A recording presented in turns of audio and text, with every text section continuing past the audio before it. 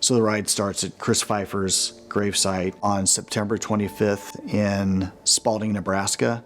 Chris Pfeiffer was a infantryman from Spalding, Nebraska. And so we had this connection from Nebraska in common because I was born in Omaha. Chris and I would talk about Nebraska football all the time. You know, the great days of the 90s and the not so great days of the mid 2000s as we were experiencing them. August of 2007, a new football season to get ready to gear up. And so we would talk about that every time I'd go visit his, the outpost where he was stationed. He's there, that reliable, Mr. Reliable, that is always doing the right thing and protecting his comrades.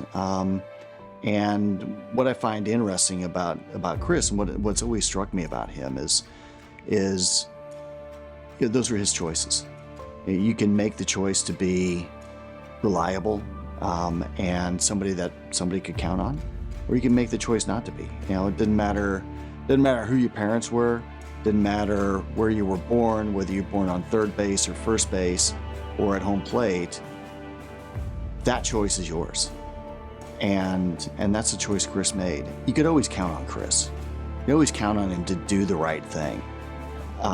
And making sure that the weapons were clean, weapons would always fire. Everybody knew that when Chris Pfeiffer got behind a weapon and it was going to be clean, it was going to work, and it was going to save people's lives. In late August, there was a firefight at that outpost, and Chris was shot right about there.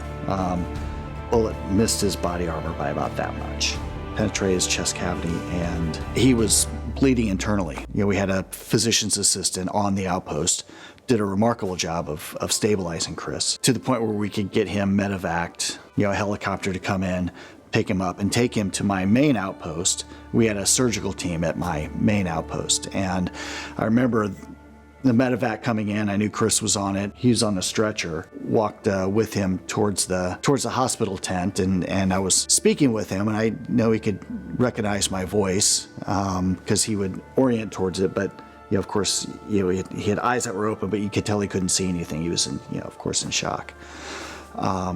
It turns out that the bullet nicked his liver, and the internal bleeding continued to the point at which the doctors just simply ran out of blood. And they let us know, we are running out of blood. He's taking so much blood, we're running out.